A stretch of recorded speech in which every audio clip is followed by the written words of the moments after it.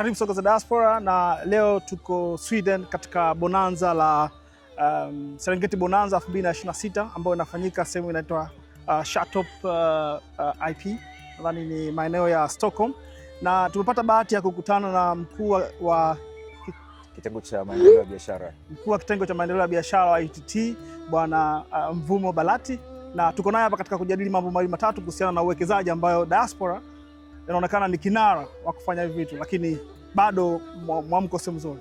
Bwana Balati, yes. Karibu sana kwenye Soko za Diaspora. Shukrani sana mkuu. Asante sana. Sawa. Sasa kwa kifupi kabisa, UTT ni nini?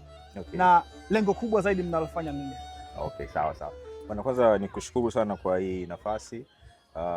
Mimi na timu yangu kubwa tupo kama watu 4 tumeweza kufanikiwa kufika Stockholm salama kabisa. Tuna kama siku 3 sasa hivi hapa. Okay. Na tunafurahia ambacho kimetuleta kinakwenda vizuri, na tumeendelea kuhakikisha kwamba biashara ya UTT inawafikia watu wengi wa hapa Stockholm.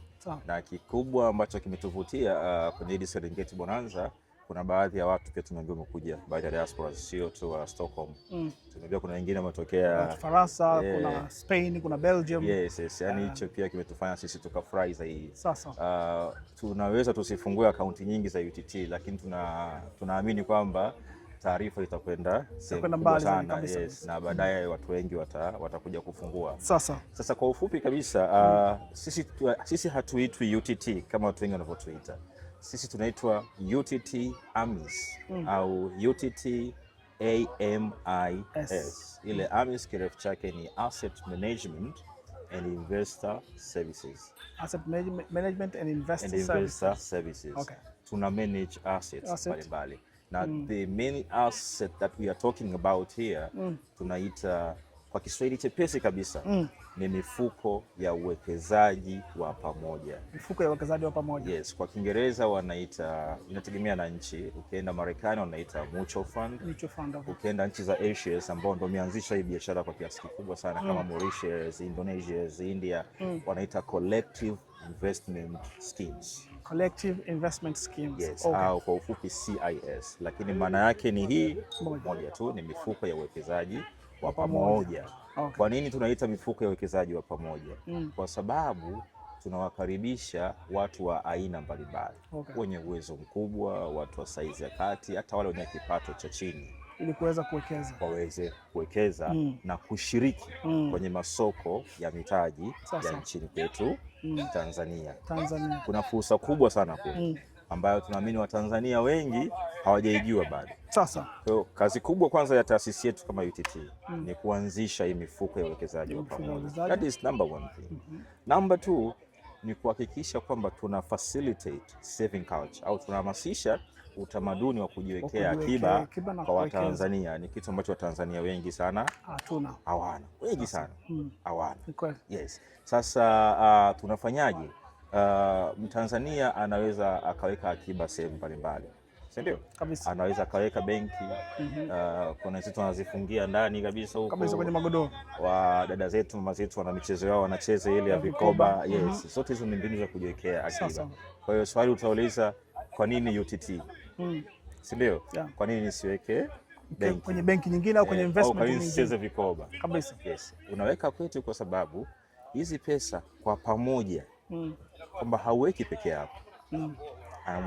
Anaweka tajiri, anaweka mtu wa kati, wanaweka mataasisi, mashirika. Zile pesa kwa pamoja kupitia mifuko hii ya uwekezaji, sasa tunakwenda kuwekeza kwenye masoko ya mitaji Tanzania au nje ya Tanzania pia? Tanzania kwa Kiingereza wanaita capital securities. Okay. Yes. Masoko yetu ya mitaji nikikutajia machache, tuna soko la hisa la Dar es Salaam. DSE, utakonalo area kidogo. Kule ambapo wameorodhesha hisa za makampuni mbalimbali, mfano TBL, TCC, mabenki na kadhalika. Masoko mengine ni kwenye akiba maalum za benki, akiba za muda maalum za benki. Okay. Kwa Kiingereza wanaita fixed account. Ile pia ni soko. Je, ukienda pale ukaweka pesa yako milioni 100, milioni 200, kwa benki wewe kama individual bado ni pesa ndogo sana. Atakwambia interest ni 6%, 7%. Sawa. Ila tukienda sisi pale kama UTT na pesa kutoka kwenye mfuko mmojawapo wa uwekezaji, ile pesa ni nyingi sana kwa sababu haujaweka peke yako. Kweli kabisa. Wameweka watu wengi sana. Hiyo maana yake nini? Mimi nikiingia pale kwenye benki yoyote ninakuwa na uwezo wa kunegotiate. Sitaki 6% au 7%. Kama utaki, nitatoka kwenye wewe benki A, nitaenda benki B, akanipe. Yule hataweza kukubali. Kwa sababu nimemletea pesa nyingi sana. Sasa wewe ukienda individual, hiyo power ya kunegotiate unakuwa huna. Kwa hiyo sisi kama UTT tuna uwezo wa kupata interest kubwa sana kulinganisha na mtu binafsi yake. Yes. Soko jingine ni masoko ambayo tumeyazoea, tunaita masoko ya dhamana au amana za serikali. Yaani government bond. Wengine wanaita treasurer's bond kama ni masoko maarufu sana. Ambapo mara kwa mara serikali ina issue bondi zake kupitia Benki Kuu ya Tanzania. Sasa hatuwekezi kwenye viwanda. Hatujengi majumba sisi. Wala hatulimi. Tunakusanya fedha kwa watu mbalimbali. Alafu tunakwenda kuwekeza kwenye masoko ya mitaji.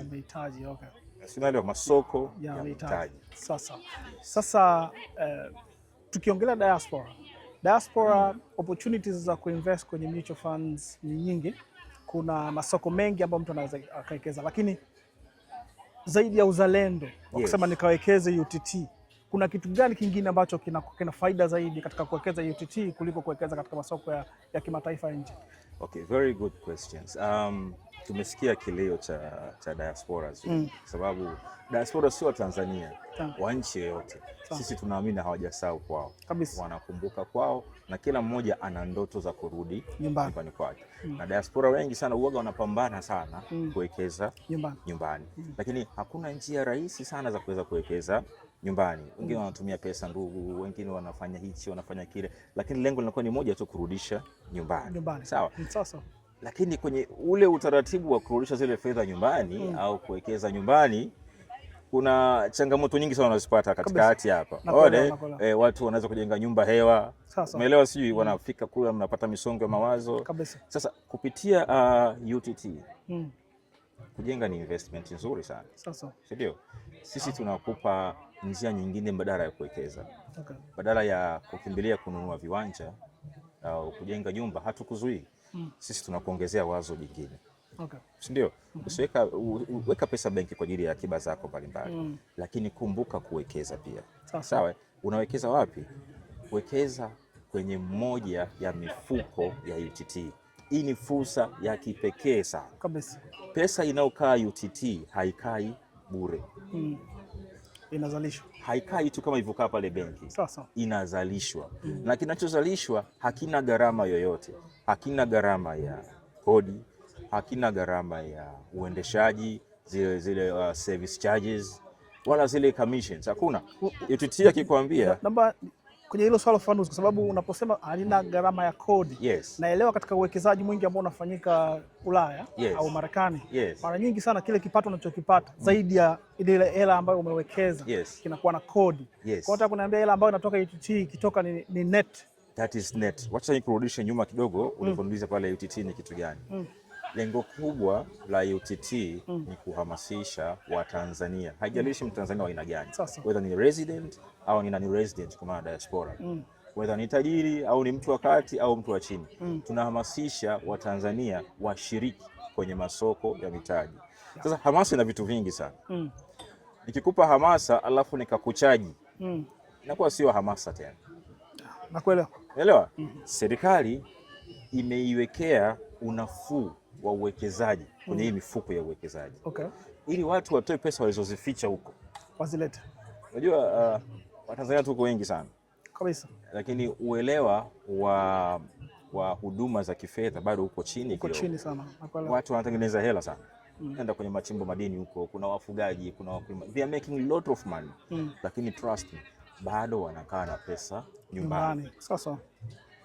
Wengine wanajua kuhusu hii mifumo ya kifedha, lakini hawana imani. Umeelewa? Hana imani, najua kuna zile tunaita bad stereotypes. Mtu ana zile bad feelings. Hii pesa nikipenda kwa serikali wataichukua. Yeah, na hilo lilikuwa moja wapo swali langu kwa sababu UTT AMIS ni sehemu moja wapo ambao serikali na mkono wake. Yes. Sasa inawezekana ni mapema kidogo kuuliza swali, lakini ningependa kufahamu kama kutatokea utofauti, kuna migogoro kisiasa au kuwe na mkanganyiko au mtu amefanya kosa, kwa sababu tunaelewa diaspora wengi kidogo mara nyingi wanatofautiana kidogo na serikali au serikali ambayo iko madarakani sometimes. Sasa uwekezaji wake, kwa tukisema tumwambie mtu leo awekeze hela, kawekeza hela yake nyingi, ikaja kutokea na mgogoro, je, serikali inaweza ikaingiza mkono kuchukua hela yake au hela yake iko inalindwa kutokana na sheria na taratibu za UTT kiasi cha kwamba serikali haiwezi ikaingiza mkono? Kuwa na amani kabisa. Kama nilivyosema, taasisi hii imeanzishwa na serikali. Sasa umeelewa, hakuna mzazi ambaye atakuwa yuko tayari kumwona mwanae akinyanyasika kabisa. Umeelewa? Taasisi imeanzishwa na serikali. The fact kwamba mimi nataka niwatoe hofu diaspora na serikali yetu. Serikali yetu inafanya vizuri sana na inahamasisha sana uwekezaji wa ndani. Mama yetu kafanya ile Royal Tour. Mama yetu amefanya njia nyingi sana za kuhakikisha kwamba Watanzania wanarudi nyumbani kuwekeza. Yaani usiwe na shaka. Kitu cha msingi ufahamu kitu kimoja. Kuna UTT alafu kuna mifuko ya uwekezaji. Sawa? Mifuko ya uwekezaji, pesa au mali za mifuko ya uwekezaji. Zile pesa zote kule, zile sio mali ya UTT. Sio mali ya serikali. Ni mali ya wawekezaji. Zile ni pesa za wawekezaji. Kitaalamu tunawaita unit holders. Sawa? Zile ni pesa za wawekezaji. Hakuna pesa ya serikali pale. Sawa. Kwa hiyo hata kama serikali ikisema okay, ngoja nichukue pesa kidogo UTT au kuna lile gawio la serikali ambalo kama taasisi au shirika la umma lazima tumpatie serikali. Lakini ile ni faida ya UTT, sio faida ya wawekezaji. Sio faida ya mifuko. Sio pesa ya mifuko, zile ni pesa za watu. Zile pesa zinatoka kwa UTT. Kazi ya UTT, yeye anaanzisha hii mifuko and then hii mifuko inajiendesha yenyewe. Kazi ya UTT ni kuisimamia tu. Sasa UTT anakuwa na kipato chake ambacho kinatokana na management fee au gharama za uendeshaji wa ile mifuko, inakuja ile pesa kwake. Kwa hiyo ndio gawio la serikali inatokea kule, sio kwenye mifuko huko. Mifuko haigusu. Kwa hiyo wewe kama diaspora ukija kuwekeza, hauji kuwekeza UTT. Unakuja kuwekeza kwenye moja ya mifuko ambayo tujitaja bado. Moja ya mifuko ya uwekezaji ya UTT. Unawekeza kule, hauwekezi UTT. Kwa hiyo serikali haiwezi kuingiza mkono kule. By the way, ukiachana na swala la serikali pia, structure ya hii mifuko jinsi ilivyo. Ile pesa, cha kwanza kati yake hapo kuna mtu anaitwa custodian au msimamizi au mwangalizi wa ule mfuko. Hiyo mtu lazima awe benki. Mtu awe benki. Unaelewa sijui? Huwezi ukatoa pesa kule bila kumwambia yule custodian. Sasa. Unaelewa sijui? Lakini ukiacha hiyo pia, hii mifuko iko audited na reputable organizations au companies za auditing. Kuna wanasheria ambao wako pale. Mifuko iko well structured kiasi kwamba huwezi tu ukatoa pesa ukasema uipatie serikali au upatie mtu mwingine kirahisi. Lazima ifuate sheria na matakwa ambayo yamewekwa ya kuendesha hii mifuko. Sawa. Sasa pengine kabla hatujafika kwenye aina za mifuko ambayo ipo, sababu mimi ningependa tuifafanue kwa sababu iko mingi. Ningependa kufahamu kwanza vigezo vya mtu kujisajili UTT. Je, anatakiwa awe Mtanzania, mtu mwenye asili ya Tanzania au hata mgeni anaweza kaja kuwekeza? Kigezo number 1 kabisa. Lazima uwe Mtanzania. Lazima uwe Mtanzania. Lazima uwe Mtanzania. Mtanzania mwenye passport na uraia wa Tanzania. Tukisema Mtanzania, wewe una NIDA. Na NIDA. Yes. Achilia mbali minors ambao wana NIDA. Sawa. Kuna diasporas ambao tumekutana nao wengi tu. Anasema mimi ni Mtanzania. Unauliza swali tu, una NIDA? Hana. Sina. Una passport? Sina. Nimekaa muda mrefu huku nikaolewa na mzungu au nikaoa na mzungu, maisha kaendelea huku, lakini sasa hivi sina, nibadili uraia. Ukishabadili uraia wewe sio Mtanzania. Yes. Lakini kumbuka pia UTT anafanya biashara. Sawa? Tuna mfuko unaitwa Bond Fund. Tutahitaji pia. Ni mfuko ambao angalau tunakaribisha foreigners. Kwa hiyo hatujawaacha wale diaspora wenzetu ambao wanaamini bado ni Watanzania, lakini ukiwauliza maswali mawili matatu nagundua sio Mtanzania. Hatujawazuia. Sawa? Tunawakaribisha kwenye mfuko wa bond ambao unakaribisha wawekezaji ambao sio Watanzania. Lakini kigezo namba 1, ukiacha huo mfuko wa bond, kwa mifuko mingine yote lazima uwe pamoja na huo wa bond anyway. Lazima uwe Mtanzania. Yes. Sawa. Na kwa hiyo kigezo kimoja hapo kikubwa katika kujisajili UTT lazima uwe na NIDA. Maana yake njia pekee ya kukutambua wewe ni Mtanzania ni kuwa na ile NIDA. Yes. Sawa. Sasa kwa hiyo kwa diaspora ambaye amebadili uraia, yes, si Mtanzania, tunamweka katika kundi si Mtanzania. Huyo sio Mtanzania. Sio Mtanzania. Kwa hiyo choice pekee ambayo anayo ni hiyo mfuko wa bond ambao unaruhusu foreigners. Unaruhusu foreigners. Yes. Na ni mfuko mmoja au kuna mifuko mingi? Ni mfuko pekee yake au mfuko pekee unaoruhusu mtu ambaye sio Mtanzania kuwekeza. Okay. Au foreigner kuwekeza. Okay, sawa. Sasa tuje kwenye mifuko. Yes. Mimi nikiingia kwenye website yenu au kwenye app yenu nakuta mifuko mingi. Yes. Sasa mara nyingi sana Watanzania najua hatuna culture ya kuchimba vitu na kusoma, kutaka yani kuwa curious, kuelewa vitu kwa undani, kwa sababu ili uwekeze sometimes inabidi uwe unaelewa kile unachowekeza ni nini.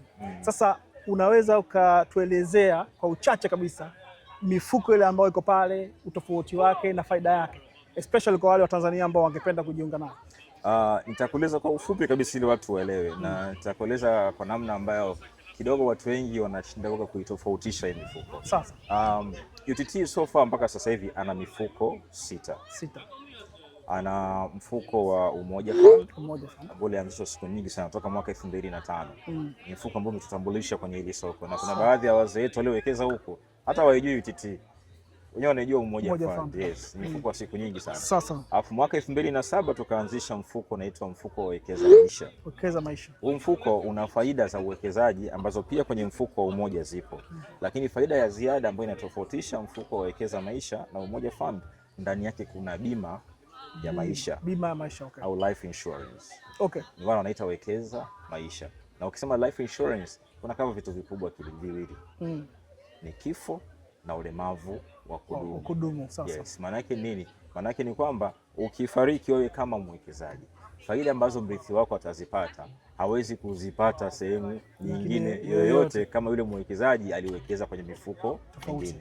Faida za mfuko wa Wekeza Maisha kwa sababu ndani yake kuna life insurance ni kubwa sana. Okay. Lakini pia ukipata ulemavu wa kudumu ukiwa ndani ya mfuko, wewe kama mwekezaji kuna faida nyingi sana ambazo utazipata. Mfuko wa tatu kuanzishwa unaitwa mfuko wa watoto. Mfuko wa watoto. Yes, mfuko wa watoto kama ilivyokuwa mfuko wa Umoja Fund. Huu una faida za uwekezaji. Nikisema faida za uwekezaji na maana ya kwamba pesa zinakusanywa, zinawekezwa kwenye masoko ya fedha, unakuwa unapata faida kila siku za kazi. Lakini anayeruhusiwa kuingia hapa ni mtoto tu. Kwa kuna masharti kidogo ambayo yako tofauti na mifuko mingine, kwa sababu huu mfuko ni kwa ajili ya watoto. Okay. Yes. Mfuko wa 4 kuanzishwa unaitwa mfuko wa Jikimu Fund. Jikimu Fund. Yes, Jikimu Fund. Ile Kiswahili chepesi, ile kujikimu kimaisha, you understand? Kwa Kiingereza wanaita regular investment scheme au RAIS. Yes. Huu mfuko tulivyoanzisha, lengo kubwa, unajua kila mfuko ukianzisha, umesikia Umoja Fund, wanaingia watu wote. Unasikia Wekeza Maisha, watu ambao wana lengo la kupata bima ya maisha. Unasikia Watoto Fund ni kwa ajili ya watoto. Kwa kila mfuko ukianzisha kunakuwa na target population, kuna watu ambao unawalenga. Sasa mfuko wa Jikimu tunalenga watu wanaokaribia kustaafu au wale wastaafu ambao wamepokea pension. Akiweka kwenye mfuko, mifuko yote inatoa faida kila siku za kazi, ingawa ile faida inakuwa accumulated kwa mwaka, inakuwa ni faida kubwa zaidi. Sasa mfuko wa Jikimu wenyewe, ile faida inayokuwa accumulated kila siku za kazi, una option kama 3. Unaweza ukalipwa kila baada ya miezi 3. Mtaji wako uko salama, unapewa kile cha juu ambacho kimezaliwa peke yake. Au mara moja kwa mwaka, tunaita annual income distribution. Au kasema hii faida inayotoka kila baada ya miezi 3 mimi siitaki, naomba iwe reinvested. Okay. Inarudishwa kwenye account. Yes. Kwa nini wazee? Kwa sababu yule mzee aliyestaafu ameweka pension yake pale, kinachozaliwa kile kinamsaidia kuweza kujikimu na maisha yake, kwa sababu ukistaafu, kumbuka maisha lazima yaendelee. Kama ni bidii utazilipa tu. Kama unasomesha watoto utaendelea kuwalipia tu. Kama unaendesha gari lazima uweke mafuta. Yes. Mfuko wa 5 unaitwa mfuko wa Liquid Fund. Huu ndio mfuko pendwa. Kwa Kiswahili unaita mfuko wa ukwasi. Ukisema liquid kwa sisi tuliosoma fedha kidogo, ukisikia mtu yuko liquid, maana yake huyu mtu ana asset ambazo ni rahisi kuzibadilisha kwenda kwenye cash. Sawa? Mimi nikiwa na kiwanja Masaki, ni tofauti kabisa na mtu mwenye kiwanja Mbupande au Bunju huko ndani. Tofauti kabisa. Kwa nini? sababu mimi regardless ya kwamba huku Masaki gharama kiwanja ni kubwa sana. Lakini I'm sure nitaka kuuza hata kesho utapata mteja. Ila wewe Bunju unaweza kwa bei rahisi sana. Lakini bado ukasumbuka kumpata mteja. Sasa who's the most liquid one? Masaki. Mimi wa Masaki. Sasa mfuko wa liquid wenyewe, mifuko yetu yote ukihitaji fedha zako unapata ndani ya siku 10 za kazi. Ni mfuko wa liquid peke yake ambao ukihitaji fedha unapata ndani ya siku 3 za kazi. Kwa hiyo you have the money ambayo unaweza kuipata kwa urahisi zaidi ukilinganisha na mifuko mingine, ndio maana wakaita liquid fund. Yes. Na mfuko wa 6 sasa tumaliza. Mfuko wa 6 unaitwa mfuko wa bond. Ndio tulizungumza, ambao wenyewe unaruhusu watu wote kuwekeza including foreigners. Pia wanaruhusiwa kuwekeza. Huu mfuko wa bond ni maboresho ya mfuko wa Jikimu Fund. Kumbuka Jikimu Fund unaweza kupata ile gawio kila baada ya miezi mitatu. Ila kwenye bond fund unaweza kupata gawio angalau kila mwezi. Kwa wale wazee wetu ambao wamestaafu, akiona miezi mitatu ni mingi sana, ameweka pesa yake kwenye Jikimu Fund, ndio basi ingia kwenye bond fund. Angalau utapata faida kila mwezi, ingawa kuna conditions zake. Lakini nataka niseme kitu kimoja. Hii mifuko yetu yote 6. Lengo lake ni hili moja. Ni uweze kupata faida kupitia masoko ya uwekezaji. Na mifuko yetu tukiangalia faida zake hazipishani sana. Isipokuwa tu policy za uwekezaji zinatofautiana. Na maana ya sera za uwekezaji, kwamba nikikusanya fedha za hawa wateja wangu na kwenda kuziwekeza wapi. Kuna pesa ambazo naziwekeza kwenye masoko ya hisa na kuna fedha ambazo sizipeleke kwenye masoko ya hisa. Kwa mfano bond na liquid, sera yake uwekezaji inataka tuwekeze kwenye amana na dhamana za serikali tu. Yani government bond. Unaelewa sio? Sasa ukiangalia faida ya bond na liquid hazitofautiani sana, kwa sababu uwekezaji wake ni wa aina moja. Isipokuwa kuna conditions ambazo zinatofautisha mfuko. One of the conditions ni kwamba bond unatoa gawio kila mwezi, liquid yenyewe haitoi. Ukihitaji fedha kwa haraka sana unaweza kuipata liquid, lakini bond huipati kwa haraka. Mifuko mingine iliyobaki yenyewe tunaita balanced scheme. Balanced scheme maana yake ni kwamba inatawanya fedha kila sehemu. Kwenye bond inaweka na kwenye soko la hisa pia inaweka. Kwenye fixed account kule kote tunaweka hizo pesa.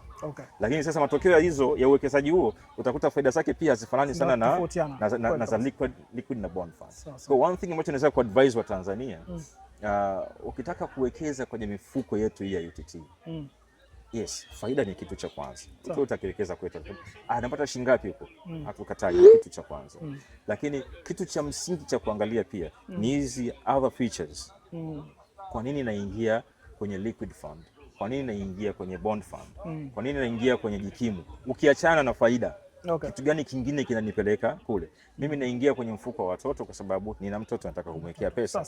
Mimi naingia kwenye bond kwa sababu nakaribia kustaafu. Haina maana kwamba mtu ambaye hajastaafu anakatazwa. Hapana, mtu atakini naingia kwenye bond kwa sababu mimi nakaribia kustaafu, nikipokea pension yangu nitaiweka huko, kila mwezi nitakuwa napata kiasi fulani cha fedha. Yes, naingia kwenye liquid fund kwa sababu mimi matumizi yangu ya fedha ni ya mara kwa mara. Kwa hiyo nawekeza huko ili nikihitaji pesa yangu niipate kwa haraka. Kwa hiyo lazima ukiachana na faida, njoo kwenye hii mifuko ukiwa na malengo yako. Lakini kumbuka huu ni uwekezaji. Hauweki tu akiba kama benki. Huwa tunasema investment is more than saving.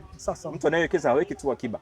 Anategemea good returns. Sasa na good returns unazipata wakati gani? Sio unaweka pesa leo baada ya mwezi unatoa. Watu tunashauri mtu weka pesa ambayo fikiria kuanzia mwaka kwenda mbele huko ndio itoe. Na uwe una malengo. Malengo muhimu sana. Sawa, fikiria kununua kiwanja, fikiria kununua gari yako nzuri kupeleka. Sio kwamba unaweka pesa yako, umesikia kiu ya bia unaenda kukimbilia kununua bia, au umeona nguo nzuri unaenda kununua. Hapana, hizo weka kwenye hizi mobile money za kwenye benki, kuna ATMs. Kwetu huko hakuna ATM, ni makusudi kabisa.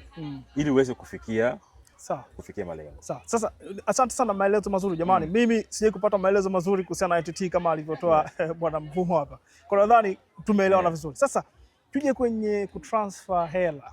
Kama mimi niko diaspora na nahitaji kuwekeza, natakiwa nifanye transfer. Kuna kitu kimoja ambacho tumekiona watu wa diaspora. Nikitransfer hela yangu kutoka kwenye account yangu ya benki kwenda Tanzania. Kuna changes nyingi sana kiasi kwamba ile hela inapoteza thamani. Sasa kuna mfumo gani ambao nyinyi mmeuanzisha kuondoa ule kupoteza kwa thamani, au naweza nikafanya investment, yani nikalipa moja kwa moja ikaingia either kwenye bank au kwenye UTT, I don't know how, kiasi cha kwamba ile hela ninayotoa huku inakaribiana kabisa na kiwango ambacho kitakuwa kimefika kwa thamani ile. Very good question. UTT anafanya kazi na mabenki. UTT hashindani na benki. Sasa. Sawa? Soko letu bado changa sana pale Tanzania. Sawa. UTT hayuko pale kuiba wateja wa benki waje kuwekeza. Isipokuwa UTT anawa complement wa mabenki. Tunafanya kazi na mabenki karibu yote. UTT anafanya kazi na mobile monies zote kuanzia Azam Pesa, Selcom Pesa, Tigo Pesa, M-Pesa, Airtel Money, zote, Halo Pesa, T-Pesa, you name it. Yote ukiingia kwenye zile application zao kule unamkuta UTT. Sasa. Hiyo maana yake nini? Diaspora yoyote ambaye ana benki na haya mabenki ya Kitanzania yote, una account CRDB, una account NBC, una account wapi, ukiingia kwenye app zao kule utamkuta UTT kama another bill. Sawa? Maana yake nini? Ukimselect yule another bill ambaye ni UTT, itakwambia weka payment number au reference number au account number. Unaweka ile namba yako ya account ya UTT. Whether upo kwenye Sim Banking, CRDB Bank, upo kwa ndugu zangu wa NBC wale inaitwa kiganjani application, upo kwa NMB wenyewe inaitwa mkononi app. Kote utamkuta UTT yupo kule. Ukiingia M-Pesa unamkuta kule, yupo kule. Changamoto kwa diaspora ni hii moja. Sio wote wana zile huduma za fedha za Tanzania. Sawa? Sasa hivi UTT anakuja atajiunga na Nala very soon, atajiunga na WebRemit. Hizi ni huduma za kifedha za kidunia. Global money transfer. Yes. Ambazo unajua diaspora wanazitumia sana. Lakini chachu yangu kwa diaspora, tujitahidi kuwa na akaunti za benki za Tanzania.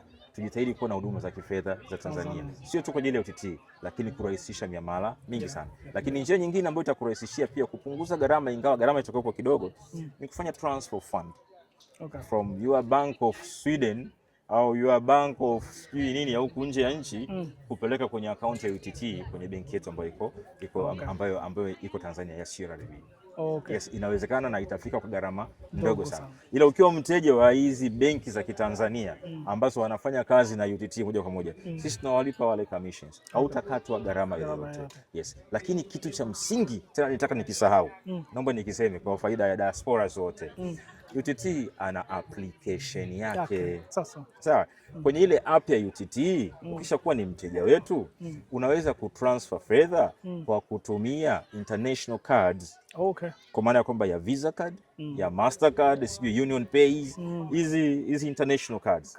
Ukiingia pale unasema tu buy units au kuweka fedha.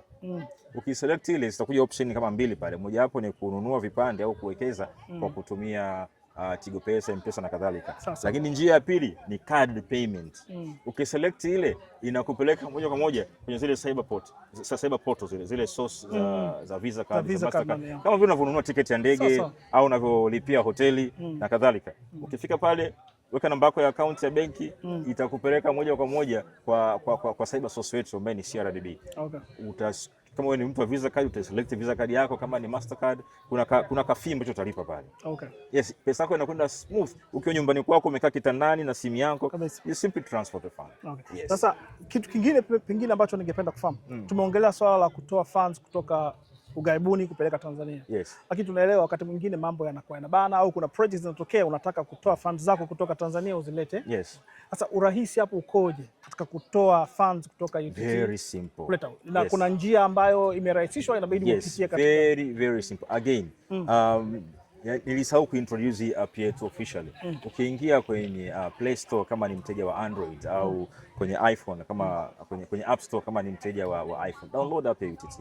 Jiunge na UTT kupitia njia hizo. Ukishafanikiwa, wewe ukishakuwa ni mteja wetu, kuweka ni rahisi, kutoa pia ni rahisi. Unaweza kutoa mpaka shilingi milioni 5 kwa kutumia app yako. Kumbuka ulipofanya usajili ulitokea account yako ya benki. Ila kingine kwa diaspora wakifahamu, hatulipi kwenye benki ya nje ya Tanzania. Na ndio maana natoa wito kwa diaspora ili uweze kujiunga na UTT, hakikisha una account ya kibenki ya Tanzania. Kwa ukitoa pesa pale, sisi tutakupelekea kwenye account yako ya benki ambayo iko Tanzania, NMB, CRDB, NBC, Exim Bank, Absa na kadhalika. Basi.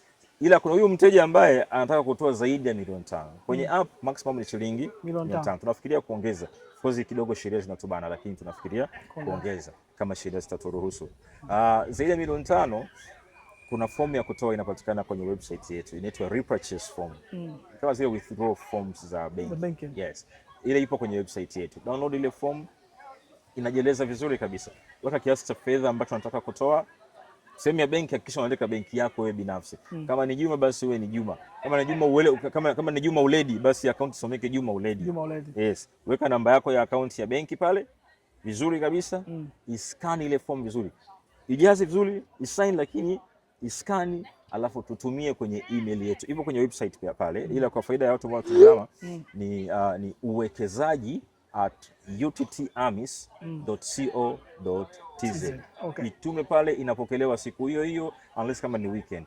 Itafanyiwa kazi kama nilivyosema, kama ni liquid fund, pesa yako itaingia ndani ya siku 3 za kazi, mifuko mingine pesa yako itaingia ndani ya siku 10 za kazi, lakini vigezo na masharti kuzingatia. Okay. Kwa hiyo cha maana ni kuwa kama unahitaji hata unajaza form manually then unaiscan unaituma, inashughulikiwa siku hiyo. Inashughulikiwa.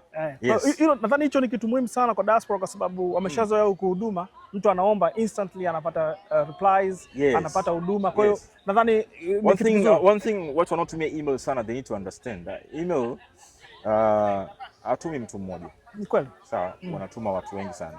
Na UTT imekuwa kubwa sana, biashara yake kila siku inakuwa. Kwa wateja ni wengi sana. Wanatuma ile watu wa nje ya nchi na ndani ya nchi. Wafanyakazi pale Dar es Salaam au Tanzania hawataki kuja ofisini, wanatumia emails. Kwa hiyo hutoweza kujibiwa kwa haraka. Lakini ndani ya siku moja mpaka siku 2 utakuwa umepata majibu na huduma zako. Na huduma zako, yes. Jana nilikusikiliza jamani, kama nilivyosema tuko kwenye bonanza. Jana Bwana Mvumo alikuwa anaongea na akanivutia na ile pitch yake alikuwa anaitoa.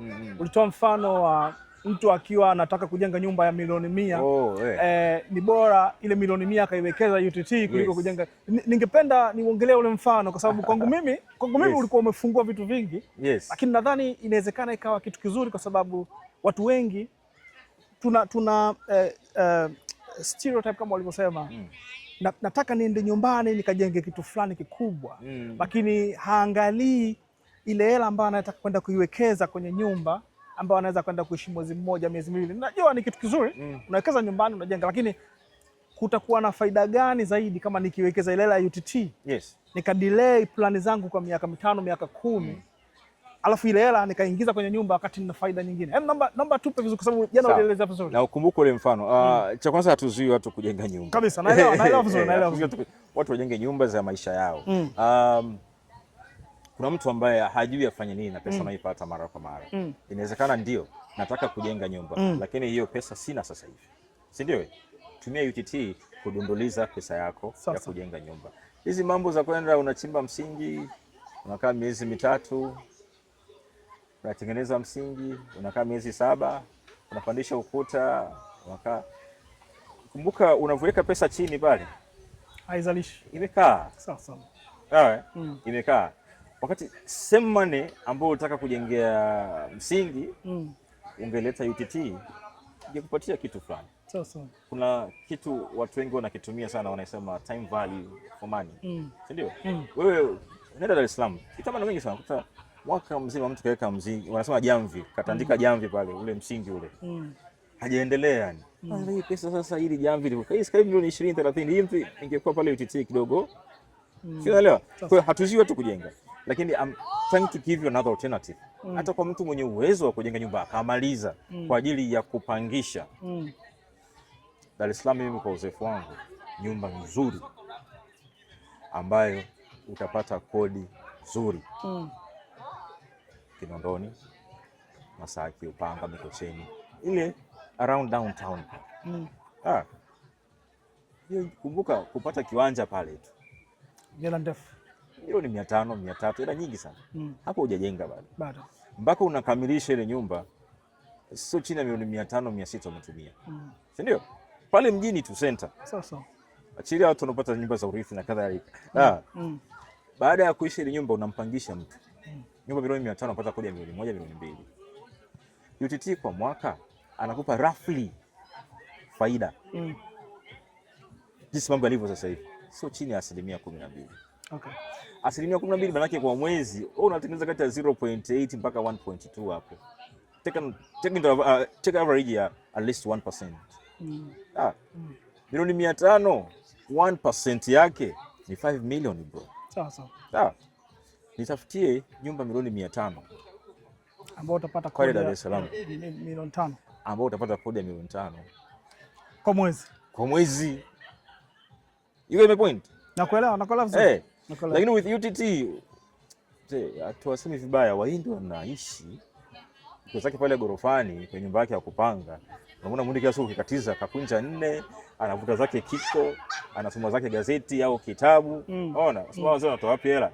Wazee washatengeneza hela zao, wameziweka UTT, they're getting free money bro. Nakuelewa. Hata na zile haso za kila siku, nyumba imeharibika hapo kaipee. Sijui fundi Juma kafanya nini, sijui inabidi ukatengeneze jiko, ukatengeneze sijui choo. Ila ngoja nakaa UTT ni hassle free. Okay. It is a fund iko pale. Sawa? Sawa. Kwenye vile vitabu tuliambiwa tusome sana na wenzetu wale motivation speakers, let money works for you. That is what we're talking about. Kabisa. The money is working for you. Kabisa. Sawa, nashukuru sana. Sasa tumchukulie diaspora ambaye kwa sasa anatuangalia lakini bado ana wasiwasi. Haelewi, hawezi kufanya maamuzi. Unamwambia nini kuhusiana na kuwekeza? Cha kwanza ile stereotype tunayoongelea au ile tunasema bad attitude ya kusema Tanzania pesa zitachukuliwa na serikali, iondolewe. Cha kwanza hamna nchi ambayo iko against wananchi wake, hapana. Sio nchi yetu. Sawa, nchi yetu inawapenda Watanzania, serikali yetu inawataka Watanzania wote. Hiyo iondoke. That is number 1 thing. Number 2, waambie kununua vipande vya UTT. Kabisa. Sawa? Tujielezea kwa undani sana UTT, namna ya kuwekeza, lakini take their time, waingie kwenye website ya UTT, contacts ziko pale. Waje kuwekeza UTT. There is a free money there, trust me. Kabisa. Waje kuweka pesa zao zitakuwa salama. Being there, being secured by the government, that is number 1 security. Yani kuwa owned, ile taasisi kuwa owned na serikali. Mimi nikisikia kuna UTT imeanzishwa ya mtu binafsi na ya serikali, tena kwa serikali. Nakuelewa. Yani ni usalama namba 1. Sawa, pesa yako iko salama 100%. Ukiachilia hivyo, nimeongelea structure ya UTT jinsi ilivyo. Hapo juu kuna waziri, sijui kuna board management, kuna board of directors, sijui kuna custodians au CRDB, kuna legal units ziko pale. Sawa, kuna reputable audits zinafanyika kila mara. You understand? Yani it's a well established structured organization. If you know what I mean. Yani ni taasisi ambayo iko well structured. Pesa yako iko hakuna ujanja. Na ndio maana taasisi ile inafanya kazi vizuri sana na watu wengi wanaiogopa sasa hivi. Nawaambia mabenki, msituogope jamani, tunafanya kazi za nini, lakini mabenki pia wanatuhofia. Kwa sababu ni taasisi ambayo imetengenezwa muda mrefu, iko imara na inaendelea kunawiri kila siku za kazi. Kwa hiyo wasiwe na wasiwasi wote. Na wakaribisha waje kuwekeza. Watanishukuru baadaye. Asante jamani. Miaka 21 tangu 2005, si ndio? Tangu 2005. Miaka 21 UTT wameprove kuwa ni kitu ambacho kina work, kinafanya kazi, lakini pia kinakuletea faida. Kwa hiyo mimi namshukuru sana Bwana Mfumo Balati kwa maelezo mazuri. Nakubali sana kaka. Unajua kuweka concept ngumu kwenye lugha laini. Ndio maana nimefurahi kuongea na wewe. Na nashukuru sana jamani. Naomba niwaambie tu watu, fikiria miaka 5 ulipokuwa. Ulikuwaje? Nyuma hapo. Nyuma. Alafu jiangalie sasa hivi, picture yourself in the next 5 years. Sawa?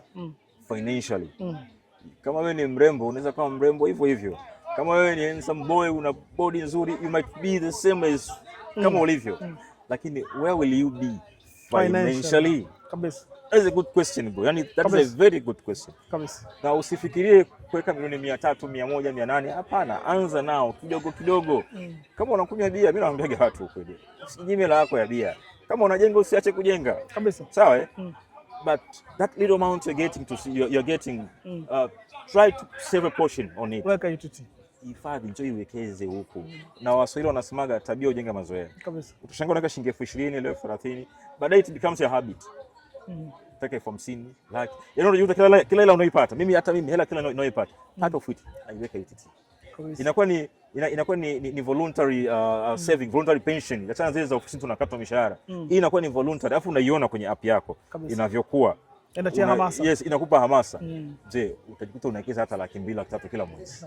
Lakini kingine kuna training ambazo mnafanya online au kuna training ambazo ziko kwenye website, mtu ambaye anaweza kaingia akajifunza namna ya kuwekeza? Yes. Zipo? Yes, ziko online, na kama tukiwa kwenye page zetu za Instagram ya UTT Army utaipata pale. Huwa tunatangaza lini tunakuwa na hizo training.